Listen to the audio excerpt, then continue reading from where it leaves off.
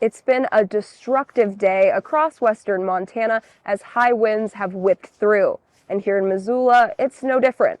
As you can see, that's a large tree on one of the University of Montana's apartment buildings. And this isn't the only place that's seen damage. Earlier Wednesday morning, a giant tree came down on West Broadway, crushing and pinning a van. The driver was not injured. Emergency crews have been active all day throughout town.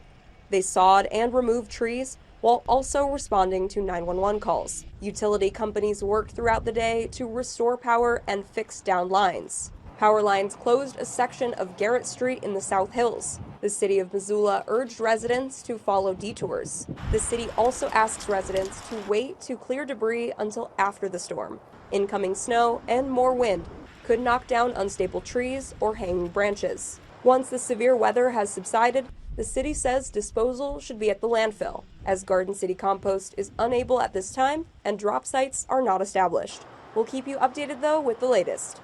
In Missoula, Emily Brown, MTN News.